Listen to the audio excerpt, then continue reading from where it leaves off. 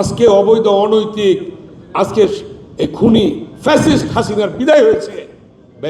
সালাম তালুকদার নেই, কিন্তু তার স্বপ্ন আজকে পূরণ হয়েছে। অনৈতিক ভোটারবিহীন এমপিদেরকে পার্লামেন্ট থেকে বের করতে হবে। বিশ্বস্ত নেতার স্বপ্ন ছিল, ব্যারিস্টার আব্দুল সালাম তালুকদারের স্বপ্ন ছিল অনৈতিক অবৈধ এই শেখ হাসিনার বিদায়।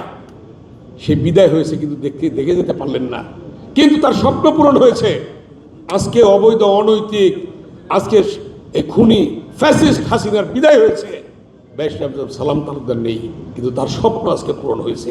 অতএব তার যে স্বপ্ন ছিল, এই স্বপ্নকে আমরা বুকে ধারণ করে আগামী দিনে বিএনপির ভারপ্রাপ্ত চেয়ারম্যান দেশনায়ক তারেক রহমান যে কথা নিয়ে এগিয়ে যাচ্ছেন, যে দিল্লি নয়, পিন্ডি নয়, অন্য কোনো দেশ নয়, সবার আগে বাংলাদেশ, সেই বাংলাদেশকে সবার আগে নিয়ে যেতে হবে।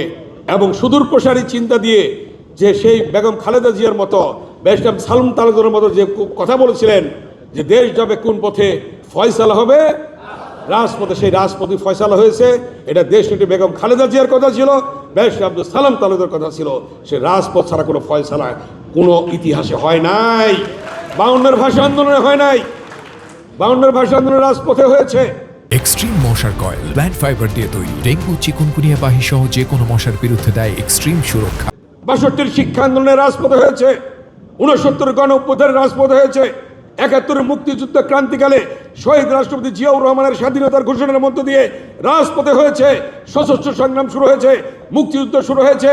এবং 90-এর আন্দোলনে দেশনেত্রী বেগম খালেদা জিয়ার আপসীর নেতৃত্বে স্বৈরাচারের সাথে পতন হয়েছে।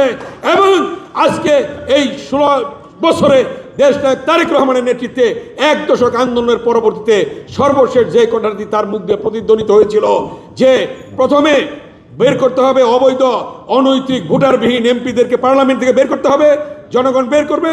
তারপর সচিবালয় থেকে বের করবে অবৈধ মন্ত্রীরা, যারা বিনা ভোটে এমপি হয়ে মন্ত্রী হয়েছে, তাদেরকে জনগণ বের করবে। তারপরে যদি পদত্যাগ না করে গণভবন থেকে খুনি হাসিনাকে বের করতে হবে। এটা ছিল তারেক রহমানের বক্তব্য, এটা ছিল তারেক রহমানের কথা। এবং 1 দফা প্রণয়ন হয়েছিল, তিনি প্রণয়ন করেছিলেন। সেই স্বপ্ন বাস্তবায়িত হয়েছে আজকে অন্তর্বর্তীকালীন সরকার এবং ব্যারিস্টার আব্দুল সালাম তালুকদারের স্বপ্ন পূরণ হয়েছে। আজকে নির্বাচন হবে, সেই নির্বাচনে আল্লাহর রহমতে দেশ পরিচালনা করবে বেগম খালেদা জিয়া, দেশনায়ক তারেক রহমান। এবং আজকে ব্যারিস্টার সালাম তালুকদারের সেই স্বপ্ন পূরণের মধ্য দিয়ে দেশ এগিয়ে যাবে।